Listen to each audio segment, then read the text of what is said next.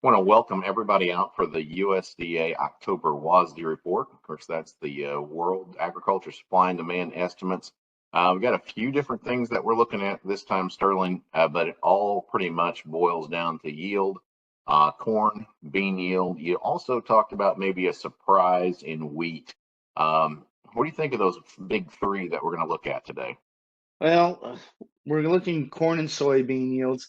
There's a lot of mixed ideas about where ending stocks are going to end up. Right now, ending stocks for corn and soybeans, we've got corn consensus is 1988, which is down from 2057, and soybean ending stocks 546, pretty much unchanged. Let's stop Yeah, right there for a second and just kind of break those down. That 1988, of course, is 1.988 billion bushels, so a little lower than the 2.0. The bean number, big number. Anything really over 500 million looks pretty big. Sterling, what's a small number on soybeans look like? I a mean, small and number. a realistic small number in soybeans. Well, soybeans, we have three numbers. We have the bullish numbers, which are below 200.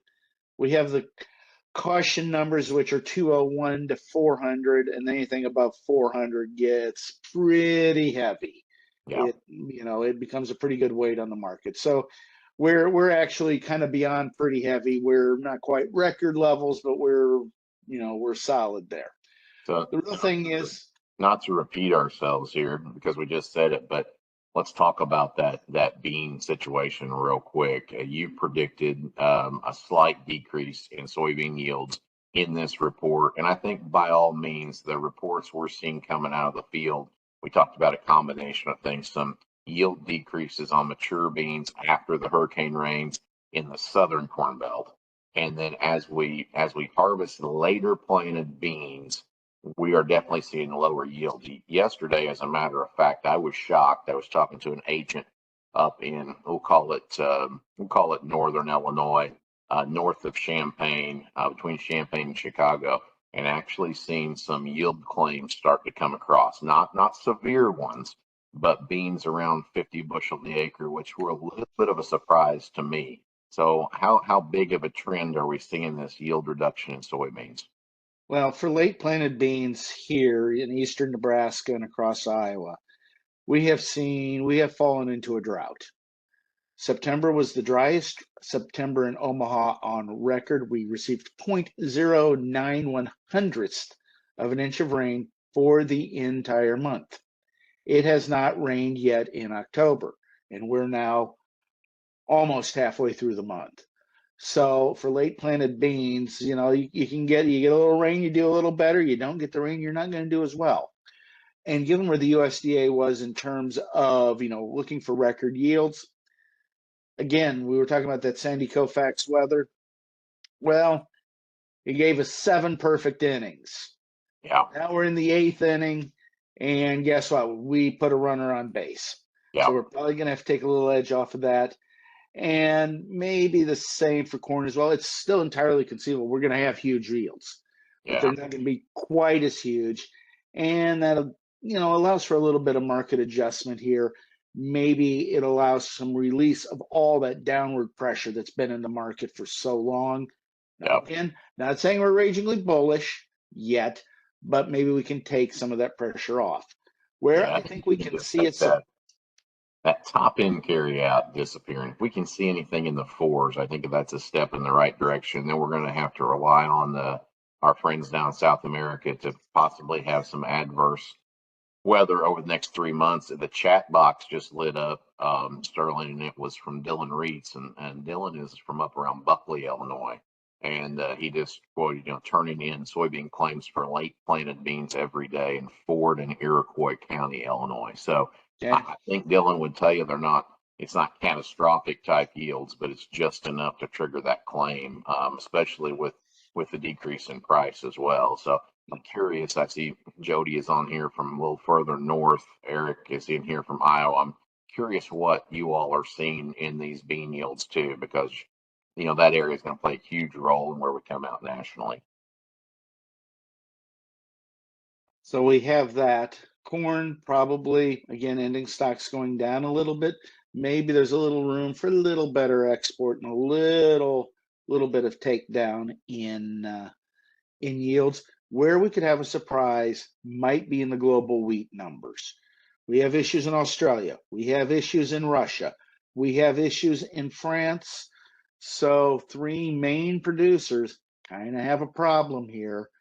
So that may be enough to take us, provide a little bit of support into the wheat market, which can translate into some support for corn and beans.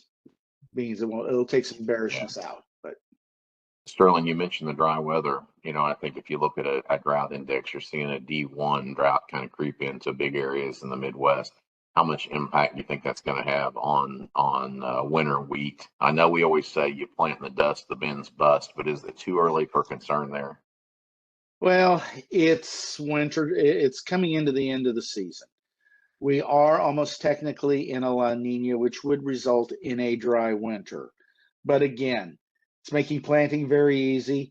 We've had problems with field fires here. It's been extremely dry. There's no humidity. And I've saw friends who farm on Facebook, a couple of them had their fields catch on fire.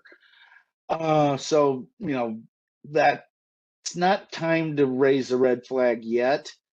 But if I'm out driving around in the convertible in December in Nebraska, you may want to raise the red flag of concern. Yeah. That's Kind of switching back to soybeans, the chat box, Jody from Minnesota just threw in, that it looks like maybe a 30 bushel per average will be a good overall average for that area up there, anywhere from 10 bushel per acre to 50 bushel per acre. So great to see that perspective. And that's one of those things, Sterling talked about the Sandy Koufax. It's got to be the perfect weather season all the way through. And it takes everybody contributing. I mean, on every fringe area. And if we see a reduction in these bean yields, I think we painted a picture today to kind of show you exactly why those numbers are coming down. How much can it come down, though, Sterling? It's still big. yeah, we Come are. down to We 51. were at 53.2. I think a big reduction would get us to 52. Yeah, We get in the 51s, it's possible. But given how many got planted early, that may be a little bit more difficult than we think. But you could take a bushel, 1.2 bushels off of this. That could happen. yeah, And that will tighten things up enough to at least, stop the hemorrhaging. You remember talking about wheat as wheat made its descent from the Ukraine highs all the way down about trying to stop the bloodletting. We're in yeah, the same spot right now with corn and beans. yeah, The wheat bloodletting, I think, is probably coming to an end, but we need something to cut down on supply. Demand is not going to improve that much. So we're going to need something that affects supply. Dryness in South America would be your number one thing. Then we have to start thinking about a La Nina coming into spring in the United States, which, if we see that, we may be looking at noticeably dry weather. We had done so well the first 8 months of the year here, for 7 months really. July 31st, when we had the great storm that knocked the fence down, that was pretty much the end of the rain. It rained yeah, a little bit in August, but we're now moving into 3 months. If that continues and we don't get a lot of snow, okay, we are now looking at a problem, because we did well, but we didn't improve the deficit. If you look at the deficit over a 5-year period, we're still behind. So if we have weather problems next year, we could see, markets getting very twitchy. We saw those big fund short positions that probably won't be as big in the spring, but they'll still be short, and we could reverse that into a net long, and that would change the market dynamics. But again, we're going to need to see things happen to do that. yeah. We haven't talked much about corn. I think that there's a big part of the country that some of these cornfields are going to experience record high yields, and a little bit of the same story of beans. Maybe yields tail off as we get into later harvest. You're going to have many areas that see record yields. The USDA, even if we take a little bit off of where the USDA is, we're still talking yields of great enormity here. Yeah. So with that being the case, you're going to have areas where they didn't have so many weather problems, where they are going to do really, really well. Now, I find that you're having problems in Ford and Iroquois County in Illinois. Those are big prime time areas for corn. If we see something set back there, again, we'll be looking at a smaller crop. And Dylan did comment, a second comment on there, that the early yields were pretty stout for both corn and beans. And I think that's kind of a common theme as we go across a lot of Yeah. the I states and Ohio, that we are seeing that. I mean, it's pretty amazing what corn hybrids can do. Really, the weather in a lot of these places, it was good. Well, We did have if you some got dry in days. early, you had plenty of warmth, you had plenty of moisture. And if you were just finishing up as you're, coming in to the middle of September, that last little bit of dryness probably isn't going to matter that much to the corn. It's almost like the yield curve decided to jump a little bit this year. There's a lot of yields coming north of 250 in areas that you just don't raise 250 bushel corn. And So that's what that good spring weather, created. Are we going to have that same good spring weather? Well, let's tune in for our third Thursday marketing meeting, and we'll have Jeff Doran from Planalytics actually talk about some ideas for that. I mean, this is a long way away, and obviously confidence with weather forecasts. Further out you go, the more vague it becomes. But if we do come into a La Nina, that will affect fund behavior, it'll affect pricing, and it'll affect how you need to hedge your crops. So well, let's take a look at prices real quick.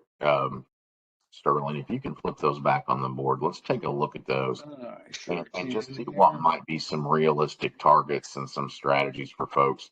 First off, Okay. we've been to harvest with a tremendous amount of unsold crop. So farmers, for the most part, didn't have a lot of forward sales on. Good reason for that, right? The price is pretty depressed. If you look at our action indicators, I think we had maybe 3 days where 2 of the 4 indicators triggered on soybeans. It was great if you took advantage of those 2 days, but we've had an abnormal period of time where we have not had traditional market signals to sell. Well, and Counting, it's going to be a while before that happens. it is. Funds would need to buy an awful. The short position has come in a little bit. It's still enormous, and you would feel the market impact if they came back and covered all that. You would definitely know it, and that So is still a ways off. the story that we're telling of a big crop can be seen if you look at the first 3 lines of what Sterling's got up there. You see massive carries in corn from December, March to May.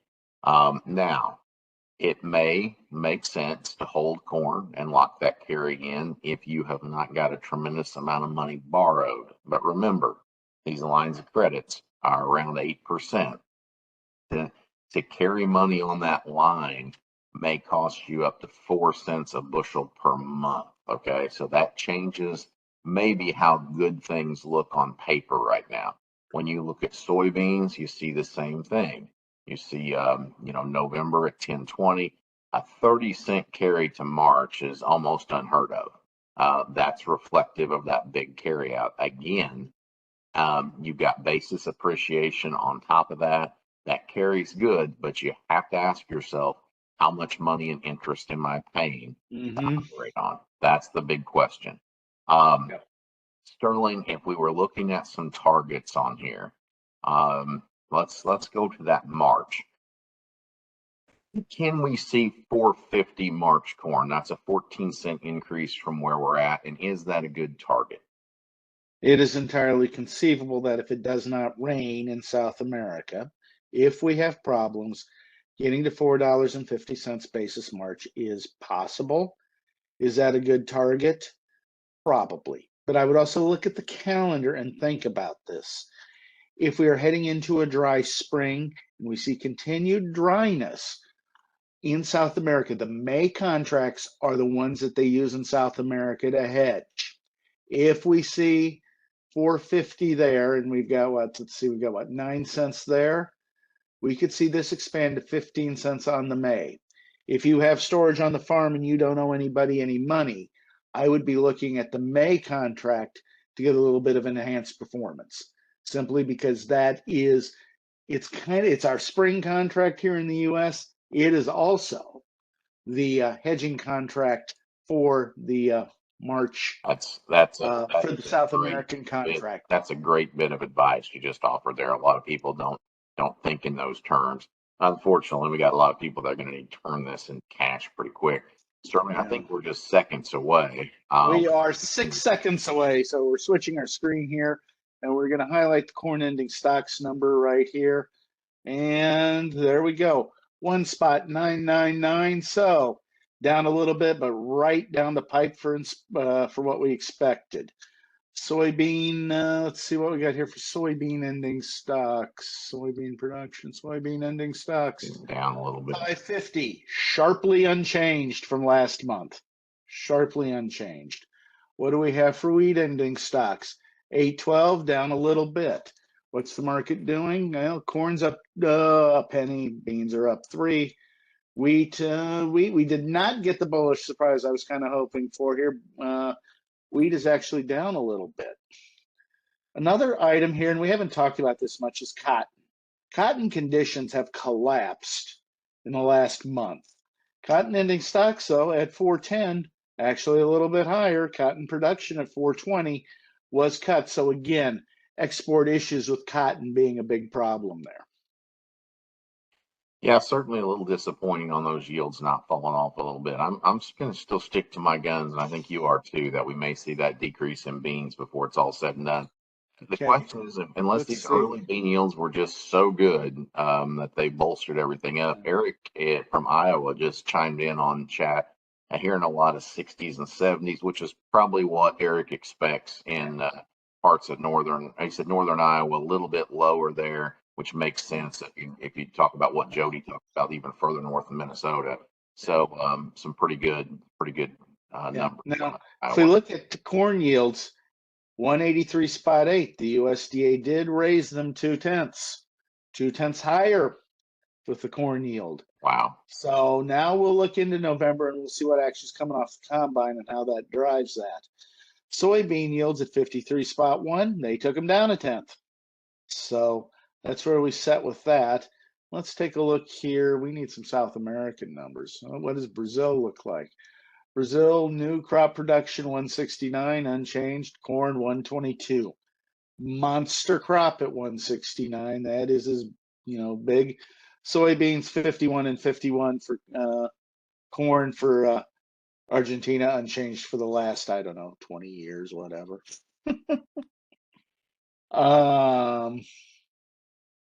Man, 153, so no big changes there.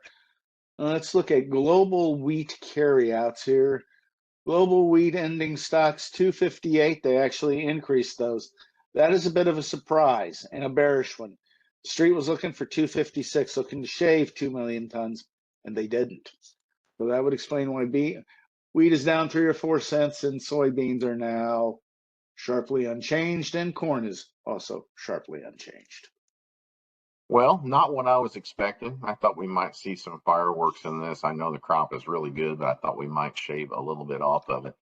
Sterling, it's strange to me, and I sound like the old guy, but it's strange to me on where are we at October 11th on the calendar that we're in a weather market at this point in time, and it's a global weather market that we're looking at. Well, remember, we are a global market, and South America, Brazil is the largest producer of soybeans in the world. Okay, 122 million metric tons of corn is not exactly peanuts either. They have increased their production. That drives influence. Exports matter. And we'll see what our political outcomes and how that affects things, because that's going to be a new risk if we're putting our exports at risk. We'll have to go through another period of recalibration, and recalibration doesn't mean good things necessarily over the near term. Yeah. So that is another, another thing going on. We have energy prices that are extremely volatile, and that is, pushing the renewable fuels issues around a little bit. We do have some other good news. Natural gas has come down noticeably this week. Again, ideas about a mild winter should portend to some much more comfortable fertilizer costs coming in, and the damage, while bad in Tampa, was not nearly as bad as it could have been. So maybe we can see some fertilizer prices ease up a little bit because, again, if we can drive input costs lower, that helps deal with the sagging prices. Sterling, I can't help but think, we're all hoping for this rally. We're all hoping for better numbers for the producers that we work with. And I know there's a few farmers on the call today, but margins are extremely, extremely tight. And, we're using terms like burn rate really for the first time in a few years.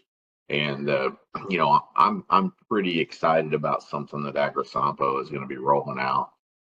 We got a couple of new tools that agents can use. And I think it not only, it strengthens their business, but it is one of these tools, or a couple of these tools, that when they come out, it's going to make you feel pretty good about leaving that farmer's house. And I know for a lot of you, there's a lot of satisfaction sitting down with a with a farm couple at the kitchen table, who are looking for solutions and being able to offer some of those. We've got to give you kind of a sneak peek, we've got a new max estimate. We've got the same product that we've always had. We just kind of got a way to show it in a little different format. A lot more combinations of products put together to allow you to choose. And then most of you have heard the profit matrix is on its way out, kind of a new and improved profit matrix. And it's one of those that I think it's a game-changing tool for how we really provide crop insurance to farmers. So look for more on that for the next couple of months. And I'd like to remind everyone to join us on Thursday when we have Jeff coming in, and we'll be talking about the weather, because once again, the weather in South America will be just as important to price, if not more so, than what it is here. Yeah, I think we pretty much turn our attention there, and Jeff is top notch. He's been our guest a time or two in the past, and yeah, it would be well worth the time to mark that on your calendars and make sure that you're there. Sterling, any parting thoughts for this yawner? Well, let's see. Corn is unchanged to a penny higher. Soybeans are unchanged to a quarter-cent lower to a quarter-cent higher, and beans down and wheat's down about 4 to 5 cents on a little bit of a surprise. Crude oil here, unleaded gasoline is a little bit lower. Crude oil is a little bit lower, so there's the good news. And the best news of all, stocks hitting record highs in 2 out of 3 of the major indices. So if we can hold this, and we got through the PPI numbers, those were okay. The CPI numbers were just a touch warmer. We're talking 0.0, about as much rain as we got here in Omaha, 0.00, something a little warmer than normal, but nothing, certainly nothing that's a problem. So typically, new highs in the stock market begets new record highs, and if we can get the NASDAQ making them, we could have some clean sailing for the next couple of weeks. Yeah. Keep your eye on geopolitics. Keep your eye on South American weather. We'll talk about both of those things in the upcoming meeting. And other than that, Sterling, I'd say have a great weekend. Everyone have a great weekend. All right. Thank you.